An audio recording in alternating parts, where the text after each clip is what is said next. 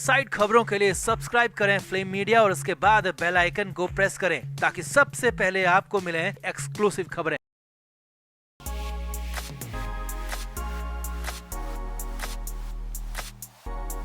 महाराष्ट्र की सियासत में जितनी उठापटक बाहर चल रही है उससे 10 गुना ज्यादा खलबली मुंबई की आर्थर रोड जेल के अंदर भी चल रही है। अभी तक तो लगातार ईडी की टीम चक्कर काट रही थी। ईडी की टीम सवालों के जवाब लेने आ रही थी, मगर अब कुछ ऐसा हो गया जिसके बाद तो कई आरोपी बुरी तरह घबरा गए। तो हुआ यूं कि आर्थर रोड जेल के बाहर एक के बाद एक 3 सीबीआई की गाड़ियां आकर रुकी और एक साथ 12 से 13 ऑफिसर्स धड़ाधड़ अंदर घुस गए, जिसके बाद तो जेल के अंदर कोहराम जैसी स्थिति हो गई, क्योंकि सीबीआई की टीम एक बहुत बड़े नेता को अपने साथ पकड़कर भी ले गई। अब इस पूरे मांजरे को देखकर कई कैदियों की सांसें फूल गई। सीबीआई को देखते ही मनी लॉन्ड्रिंग मामले के आरोपी नवाब मलिक के भी हाथ पांव फूल गए और मलिक जेलर से बार बार एक ही सवाल पूछते नजर आए।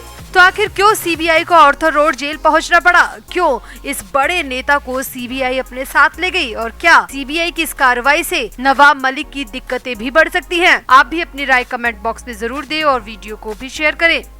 तो महाराष्ट्र में 100 करोड़ की वसूली का मामला खूब उछला था और उसके बाद अनिल देशमुख को अपनी कुर्सी छोड़नी पड़ी और जेल में जाना पड़ा। तो अब उसी 100 करोड़ की वसूली के मामले में केंद्रीय जांच ब्यूरो यानी सीबीआई ने बुधवार यानी कि 6 अप्रैल को मुंबई के आर्थर रोड जेल से महाराष्ट्र के पूर्व गृह मंत्री अनिल देशमुख को अपनी हिरासत में ले लिया, जहां पर वो बंद थे। सीबीआई ने उनके खिलाफ रंगदारी का मामला दर्ज किया था। जल्द ही अनिल देशमुख को सीबीआई कोर्ट में पेश करेगी और रिमांड पर लेने की कोशिश करेगी ताकि रंगदारी के मामले में सख्त पूछताछ की जा सके। और ये पूरी कार्रवाई कोर्ट के आदेश के बाद ही हुई।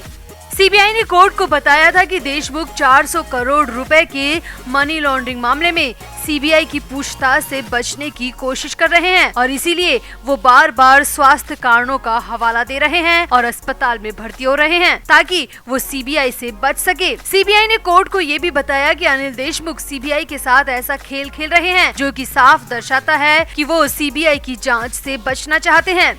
अब कोर्ट के आदेश के बाद सीबीआई ने आर्थर रोड जेल से ही अनिल देशमुख को हिरासत में ले लिया। साथ ही साथ मुंबई के पूर्व पुलिस अधिकारी सचिन वांझे और देशमुख के 2 करीबी कुंदन शिंदे और संजीव पलांडे को भी हिरासत में ले लिया गया। अब जैसे ही सीबीआई की टीम आर्थर रोड जेल के अंदर देशमुख को लेने पहुंची तो वहां पर हंगामा मच गया। देशमुख बार बार अपनी सेहत का हवाला देते रहे, मगर सीबीआई की टीम ने एक नहीं सुनी और देशमुख को अपने साथ ले गई। साथ ही साथ वांझे, शिंदे और पलांडे को भी ले गई। अब सीबीआई की इस कार्रवाई से जेल में काफी दहशत का माहौल देखने को मिला और कैदी भी बुरी तरह डर गए, क्योंकि सीबीआई की टीम इतनी सख्त जेल में पहली बार दिखी। अब इसी जेल में मौजूद नवाब मलिक तक भी देशमुख पर सीबीआई एक्शन की खबर पहुंची तो मलिक भी बुरी तरह घबरा गए और बार बार जेल के स्टाफ से देशमुख को लेकर सवाल करने लगे।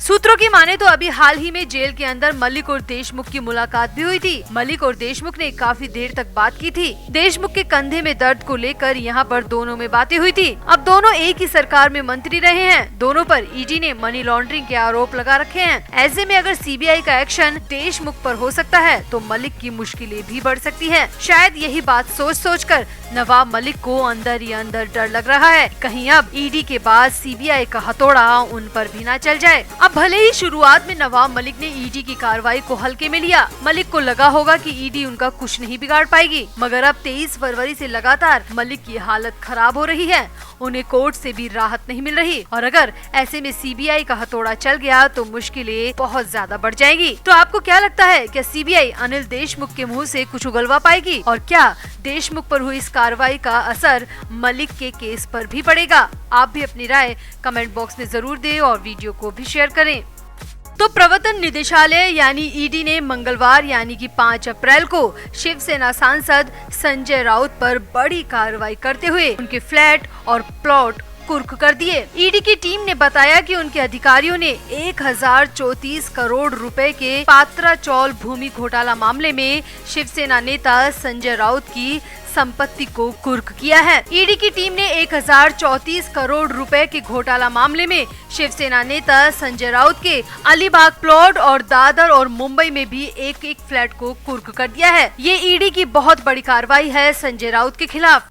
खबरों के मुताबिक ईडी ने 11 करोड़ की प्रॉपर्टी अटैच भी की है। इसमें 9 करोड़ की प्रॉपर्टी प्रवीण राउत की है और 2 करोड़ की प्रॉपर्टी संजय राउत की पत्नी की है।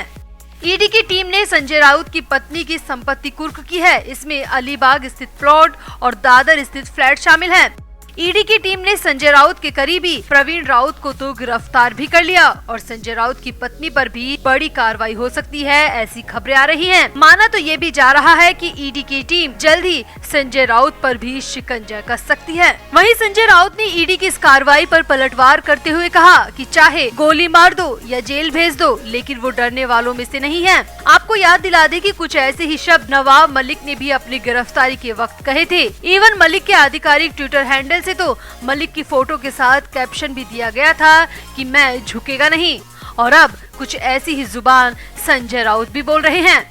ईडी की इस कार्रवाई पर प्रतिक्रिया देते हुए संजय राउत ने आगे कहा, संपत्ति का मतलब भी जानते हैं। मैं जिस घर में रहता हूँ एक छोटा सा घर है। अलीबाग में 1 एकड़ की जमीन नहीं है। वह सब हमारी मेहनत की कमाई का नतीजा है। ये सब कुछ राजकीय बदले की भावना से हो रहा है।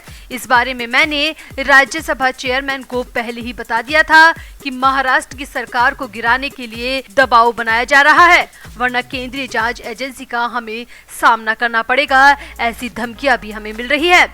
संजय राउत ने आगे कहा, लेकिन हम डरने वालों में से नहीं हैं। चाहे प्रॉपर्टी जब्त कर लो, चाहे हमें गोली मार दो या जेल भेज दो, लेकिन हम डरने वालों में से नहीं हैं, क्योंकि हम बाला साहब ठाकरे के चेले हैं। शिव सैनिक है और शिव सैनिक लड़ते हैं, झुकते नहीं हैं और सबकी पोल भी खोलते हैं। संजय राउत ने आगे कहा कि आने वाले दिनों में सबको पता चल जाएगा क्या सच है और क्या झूठ, और ये जो कार्रवाई हो रही है वो किस झूठ का नतीजा है, किस राजनीतिक बदले की भावना का नतीजा है।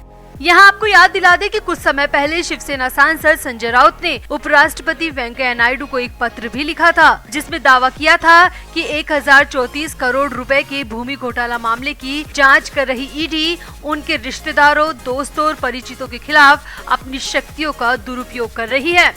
राउत ने तो ये भी आरोप लगाया था कि ईडी और अन्य केंद्रीय एजेंसियों का इस्तेमाल लोकतांत्रिक तरीके से चुनी गई सरकार को गिराने की मंशा से किया जा रहा है। यानी कि संजय राउत को पहले से पता था कि उनके खिलाफ ईडी का हथकंडा चल सकता है और ये सच भी हो गया।